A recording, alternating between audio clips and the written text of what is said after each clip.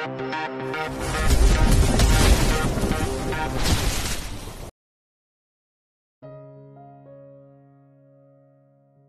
46. Terpaksa menikahi Nyonya Presdir. Kai masuk ke dalam mobil, raut wajah anak itu terlihat kesal. Asriel tak berani bertanya, sebab anak itu akan langsung kesal jika tidak menceritakannya sendiri. Sama halnya dengan Sea, ia tak menyapa putra kecilnya karena sudah melihat anak itu memasang raut wajah kesal.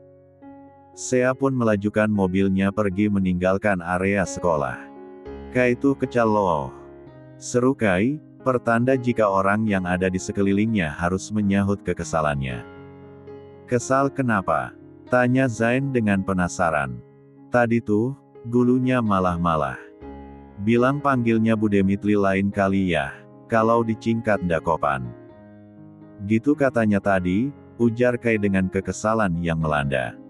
Zain dan Sea saling lirik, perasaan keduanya tak enak. Asriel pun meraih sebungkus coklat dan memberikannya pada Kai. Berharap, perasaan adiknya itu sedikit lega karena coklat tersebut. Tanpa pikir panjang, Kai mengambil coklat itu dan memakannya. Emang, Kai panggil gimana? Kok Bu Guru sampai tegur? Tanya Sea dengan hati-hati. Kai panggil Bu Demit, kan namanya Demitli. Kalahna Kai di mana? Zain dan Sea melongo mendengarnya, keduanya sampai tak bisa berkata-kata lagi. Iya, salahmu di mana ya Kai? Kan namanya Denritri. Sahut Asriel dengan tatapan polosnya. Kaan, abang aja helaan. Kai juga. Seru Kai merasa Asriel seakan membelanya. Padahal, memang Asriel sama sepertinya tak mengerti arti kata itu. Zain melipat bibirnya ke dalam, pria itu ingin tertawa sekarang. Sama halnya seperti Sea, pantas saja gurunya menegur karena tak pantas memanggil dengan panggilan itu. Setelah mencoba menahan tawa, Sea menormalkan kembali ekspresi wajahnya. Ia menatap putranya dari spion tengah mobilnya. Kai tahu enggak arti Demit itu apa? Tanya Sea dengan hati-hati. Artinya Bu Demitli lah. Namanya Demitli, awalnya Demit. Apa lagi? Sahut Kai dengan cepat. Sea menahan nafasnya, ia tak tahu lagi harus berkata apa. Pemikiran putranya benar-benar di luar perkiraannya. Seharusnya ia sudah terbiasa, tetapi tetap saja ia mendapatkan hal yang mengejutkan setiap harinya dari bocah menggemaskan itu. Kai, Demit itu artinya hantu. Gak sopan bilang begitu boy, lain kali panggil namanya yang lengkap ya. Zain mencoba menjelaskan pada bocah menggemaskan itu. Cetan artinya. Sahut Kai dengan heboh. Zain mengangguk seraya meringis. Ia menyebut hantu dan Kai malah menyebut set 4N, padahal ia memakai hantu supaya enak didengar. Tapi, anak itu justru mengatakan bahasa yang lain. Iya, semacam itu. Jadi, panggil yang lengkap ya. Kai membulatkan mulutnya, oh jadi Demit itu cetan, pantekan Bu Guru malah. Ya kudah, becok Kai panggil teli aja. Nanti dicangkanya ikan teli. Ih, celba kalahlah namanya tuh. Kenapa dikasih nama Demitli, bagusan juga nama lomlah. Zain dan Sea hanya menggelengkan kepala mereka. Keduanya tak mengerti dengan isi otak anak tuh. Kai disebut gentong berjalan sama oma aja marah, tapi sukanya ganti nama orang. Celetuk Asriel yang mana membuat Kai membulatkan matanya. Beda konsip abang kata oma. Kai kaci nama balu yang kelen ya. Gentong bel jalan apanya yang kelen hah. Astaga, sudah. Kita kau ke toko es krim, nanti gak jadi loh. Ancam Sea mendengar perdebatan putranya. Abang duluan. Sewot Kai dengan nafas memburu. Asriel terdiam, matanya melirik sang adik yang melengos saat menatapnya. Dia yang mulai, dia yang merasa korban. Batinnya. Sesampainya di toko es krim, Kai dan Asriel langsung berlari masuk. Sea dan Zain hanya bisa menggelengkan kepalanya melihat tingkah keduanya. Apalagi Kai, ia memaksa masuk di celah pintu yang sempit. Berakhir, anak itu merengek karena perutnya terjepit. Eki tercangkut lemaknya. Zain terkekeh sebentar sebelum membantu menarik pintu agar Kai bisa terlepas. Senyuman Kai mengembang setelah ia berhasil lolos. Anak itu segera mendekati meja kasir dan meminta es krim yang ia inginkan. Sea dan Zain juga turut memesannya, sesekali orang dewasa juga perlu memakannya bukan? Enak? Tanya Zain pada Asril yang asik melahap es krimnya. Enak, seru Asril. Zain tersenyum, ia mengusap lembut punggung Asril yang duduk di sebelahnya. Sementara Sea, dia fokus memberikan tisu di keras seragam sekolah Kai. Khawatir, es krim itu mengotori seragam putihnya. Sea, makan es krimmu. Nanti mencair. Tegur Zain. Sebentar, Kai kalau gak dipantau bisa kotor bajunya. Kasihan bibi susah nyucinya, anak ini memang selalu gak sabaran. Zain tak tinggal diam, ia meraih gelas es krim Sea dan menyendokkannya. Buka mulutmu. Titah Zain. Dengan bingung, Sea menatap sendok yang Zain sodorkan. Mengerti maksud suaminya, ia langsung membuka mulutnya. Kai menatap apa yang Zain lakukan pada sang momi dengan mulutnya yang terbuka. Kok momi doang? Kai ndak. Protes Kai. Kai bisa makan sendiri, momi kan ngurusin Kai. Sahut Zain. Kai meletakkan sendok es krimnya, anak itu memasukkan tangannya ke dalam saku celananya. Kai ndak bisa makan cendili, ujar anak itu dengan penuh drama. Ya sudah, sini es krimmu. Buat abang aja, kan gak bisa makan. Asril menarik mangkok es krim Kai yang mana membuat adiknya itu berteriak histeris. Eki jangan diambil. Hahaha. Brak. Felix menutup pintu kamarnya dengan kasar, pria itu berjalan cepat menghampiri Yasmin yang baru saja meletakkan bayi mereka ke atas ranjang. Ia terkejut mendengar suara pintu yang cukup keras, dan juga membuat bayinya menangis keras. Felix tak peduli, dia menarik lengan Yasmin dengan kasar dan menunjukkan ponselnya. Apa maksud kamu? Apa maksud kamu memblokir nomor Sea? Lancang kamu ya? Bentak Felix dengan tatapan tajam. Raut wajah Yasmin tampak pucat, ia panik melihat kemarahan di wajah suaminya. Ia akan menjauh, tapi Felix segera mencengkram lengannya dan menatap tajam mata istrinya itu. Apa hak kamu memblokir nomor Sea? Karena aku istri kamu. Aku gak mau dia ganggu rumah tangga kita mas. Balas Yasmin tak kalah keras. Plak, buk. Yasmin terjatuh, wanita itu memegangi pipinya yang baru saja ditampar dengan keras oleh Felix. Pipinya terasa sangat panas. Baru saja Felix memberikan tamparan, tiba-tiba pria itu mencengkram dagunya hingga kuku-kukunya menancap di kulitnya. Aku memang bercerai dengan Sea, tapi masih ada 2 putraku padanya. Saat itu kamu lolos dari hukum karena akulah yang meminta pada Sea agar kamu dibebaskan karena saat itu kamu sedang hamil. Tapi sekarang tidak, rada kasihanku sudah hilang. Benar, aku benar-benar bodoh melepas Sea semua wanita murahan sepertimu. Felix menghempaskan wajah Yasmin dengan kasar. Lalu, ia berdiri dan menatap wanita itu dengan tatapan dingin. Aku bukan wanita murahan mas. Kamu sendiri yang datang padaku dan mengatakan Sea tak becus mengurusmu. Kenapa sekarang kamu justru menyalahkan aku? Ini tidak adil. Sentak Yasmin seraya beranjak berdiri. Felix mendorong Yasmin hingga menabrak nakas, membuat vas bunga yang diletakkan sebagai hiasan jatuh dan pecah. Yasmin merasa terpojokkan, apalagi saat ini amarah Felix bertambah karena mendengar perkataannya. Aku akan menceraikan kamu. Nantikan surat perceraian dariku, Yasmin. Aku pastikan, tidak ada harta gono gini untukmu. Bahkan, Kamu tak mampu memberiku seorang anak laki-laki seperti Sea. Kamu hanya wanita rendahan yang bermimpi menjadi nyonya. Seharusnya aku sadar lebih awal, kamu tak lebih dari sekedar pelampiasanku saja. Bisik Felix yang mana membuat raut wajah Yasmin menjadi pucat pasi. Enggak mas, kamu enggak boleh menceraikanku. Bagaimana dengan kedua putri kita, bahkan mereka masih sangat kecil.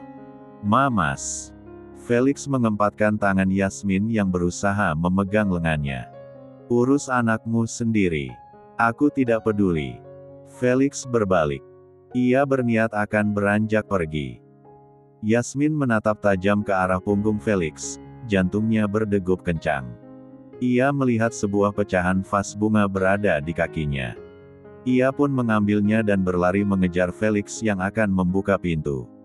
Mendengar suara langkah kaki yang cukup kencang, Felix pun berbalik. Argi. Felix memegangi tangan Yasmin yang usuknya dengan pecahan vas bunga yang sangat tajam.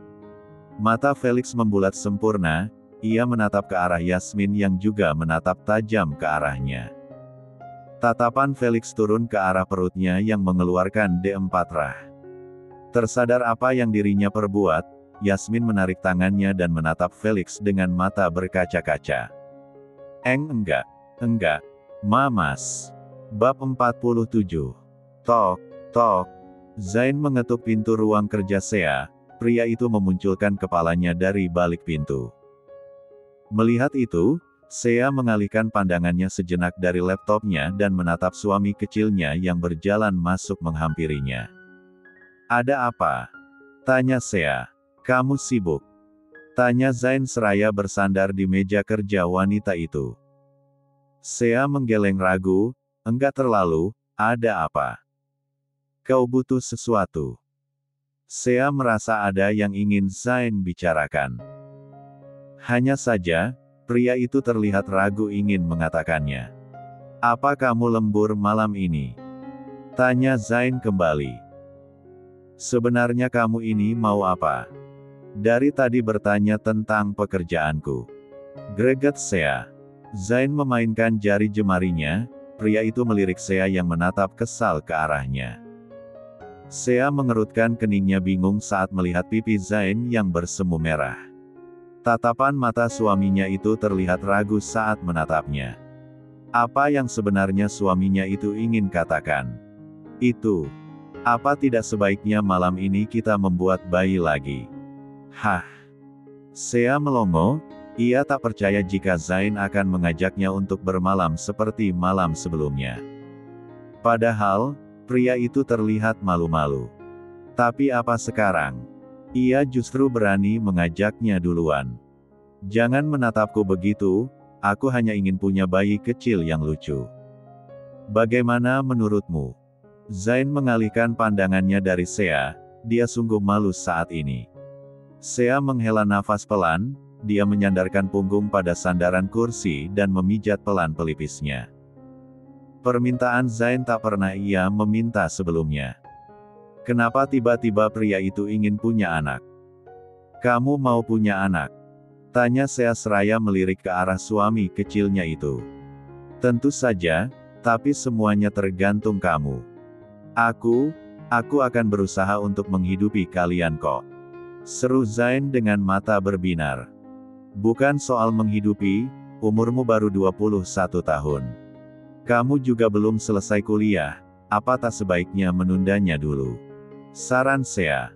Zain terdiam, raut wajahnya berubah seketika. Lalu menegakkan tubuhnya, dan menatap Sea dengan tatapan datar. Sepertinya, ia tak suka dengan jawaban Sea. Melihat ekspresi Zain seperti itu, Sea menjadi merasa bersalah. Zain, maaf. Bukan aku tidak mau hamil, tapi untuk sekarang sebaiknya kamu fokus dulu kuliah dan aku akan fokus pada pekerjaanku. Nanti, ada saatnya kita memiliki bayi. Kalau sekarang, kamu sibuk kuliah dan aku sibuk bekerja. Kita akan ke Teheran mengurus anak-anak nanti. Kalau kita udah siap, semuanya sudah terkendali dan kamu sudah lulus kuliah. Kita bicarakan lagi tentang anak ya. Bujuk Sea. Zain menggeleng, seharusnya aku tak meminta anak padamu, maafkan aku karena sudah lancang memintanya. Zain, bukan begitu. Zain beranjak pergi, meninggalkan Sea yang panik melihat suaminya itu yang seakan marah padanya. Astaga, dia dan Kai tak ada bedanya. Selalu buat drama dan selalu merasa yang paling tersakiti. Memangnya, kalau punya bayi nanti dia akan ikut mengurusnya. Apa dia bisa fokus kuliah? Kenapa pria itu susah sekali dibilangin? Greget Sea dengan helaan nafas berat. Sementara Zain, dia memilih keluar sore ini. Pria itu ingin mendinginkan otaknya sejenak dengan berjalan-jalan sore. Tapi tetap saja, tujuan akhirnya adalah kafe tempat Ricky bekerja. Melihat kedatangan sahabatnya kesekian kalian, membuat Ricky berdecak heran. Masalah apa lagi? Heran gue, lo nikah sama janda kaya bukan lurus hidupnya malah banyak lika-likunya. Omel Ricky pada Zain yang duduk di salah satu kursi. Enggak. Sahut Zain dengan lemas, pria itu menumpu dagunya dengan tangannya. Ia memasang raut wajah yang lesu. Berhubung sore ini kafe sepi, jadi Ricky bisa menemani Zain dan mendengarkan curhatannya. Semenjak Zain menikah, banyak sekali drama yang pria itu ceritakan. Sampai-sampai, Ricky tak bisa berkata-kata lagi ketika mendengar cerita aneh temannya itu. Sea kayaknya gak mau punya anak dari gue Deki. Cicit Zain. Kok bisa? Emprit lo kecil ya. Pekik Ricky yang mana membuat Zain membulatkan matanya. Jangan keras-keras bisa gak? Mulut lo ember banget sih. Kesal Zain. Ya sorry, tapi kok bisa Sea gak mau punya anak dari lo? Masa dia gak mau sih? Orang pabrikannya aja bagus gini, masa gak mau? Modelan pabrik ketupat gosong banyak tingkah aja dia mau tuh, jadi dua malah atau enggak? Salah paham kali, ujar Ricky berusaha berpikir positif. Zain menggeleng lemas, ia meletakkan kepalanya di atas meja. Katanya gue fokus kuliah dulu baru ngomongin soal anak. Tapi gue mau punya bayi sendiri, bukan lihat di HP terus. Cicit Zain. Mendengar curhatan Zain, Ricky mengempatnya tak percaya. Dia bahkan sampai tak bisa berkata-kata saat ini. Ricky lalu mengusap kasar wajahnya, pria itu menatap Zain belum bergerak dari posisinya. Lo kira punya anak cuman soal buatnya doang? Enggak. Biaya USG, biaya lahiran, vitamin ibu hamil, popok bayi, baju bayi, susu bayi, iyo kira semua itu harganya gopeceng. Dari hasil ngojol aja buat biayain bini lo gak mampu, apalagi biayain anak lo. Seru Ricky yang mana membuat Zain mengangkat kepalanya. Iya juga sih, tapi gue bakalan kerja keras lebih dari ini kok. Seru Zain yang mana membuat Ricky greget dengan kawannya itu. Lo kenapa sih ngebet banget pengen punya bayi? Heran Ricky. Zain tersenyum aneh, membuat Ricky yang melihatnya pun meringis. Gue kayaknya udah cinta sama Sea, jadi butuh buah hati untuk mempererat hubungan kita. Felix berusaha bangun dari tidurnya, pria itu memegangi perutnya yang diperban. Untung saja tusukan yang Yasmin berikan tak terlalu dalam hingga melukai organ penting dalam tubuhnya. Pria itu menatap seorang wanita yang berdiri di sisinya. Wanita yang melukainya sekaligus yang membawanya ke rumah sakit. Mas, kamu butuh sesuatu? Tanya Yasmin setelah melihat suaminya itu terbangun. Felix menepis tangan Yasmin yang berusaha memegang lengannya, matanya menatap tajam ke arah wanita di sebelahnya itu. Kamu mau aku M4? Sentaknya seraya memegangi perutnya yang sakit akibat getaran yang dirinya buat. Yasmin menggeleng, matanya terlihat berkaca-kaca. Aku tidak bermaksud menyakitimu, aku tidak tahu kenapa aku melakukan itu padamu Hicks. Maafkan aku mas, maafkan aku. Isak Yasmin. Felix melengoskan wajahnya, pria itu tak peduli dengan tangisan Yasmin. Tak lama, pintu ruang Felix terbuka. Terlihat seorang pria datang mendekati Felix dengan tas kerja di tangannya. "Tuan," sapa pria itu yang ternyata adalah asisten dari Felix. "Mana surat yang aku minta kemarin?" tanya Felix dengan tatapan dinginnya. Asisten Felix langsung mengeluarkan selembar kertas dari dalam tasnya lalu ia memberikannya pada bosnya itu. Sejenak, Felix membacanya sebelum ia menyerahkan kertas itu pada Yasmin. Dengan ragu, Yasmin mengambil kertas itu dan membacanya. "Mas, ini enggak benar kan? Anak-anak kita masih kecil loh, bahkan. Aku tidak peduli. Cepat tanda tangani, bisa-bisa aku mati tinggal dengan wanita gila sepertimu," desis Felix dengan tatapan sinis. "Mas, aku kan sudah bilang kalau aku enggak sengaja. Aku enggak sadar. Aku kecewa saat kamu ingin menceraikanku. Pasti Sea yang melakukan ini kan? Sea yang memintamu untuk menceraikanku kan? Kamu mau balik sama dia kan? Ngaku kamu Mas," bentak Yasmin dengan air mata yang berlinang. Ceklek. Tatapan ketiganya beralih menatap ke arah pintu, terlihat 3 orang polisi mendekat pada mereka. Melihat itu, Yasmin menggeleng panik. Ia beralih menatap Felix yang terlihat santai akan kedatangan polisi itu. Seolah, pria itu tahu maksud dan tujuan polisi itu datang ke sini. "Mas, kamu bercanda kan? Kenapa polisi datang? Mas, aku sudah melaporkanmu atas tindak kekerampasan dan percobaan pementagarhan. Sekaligus, aku membuka kembali kasus putraku yang disiksa olehmu," ujar Felix seraya menatap Yasmin dengan sorot mata yang tajam.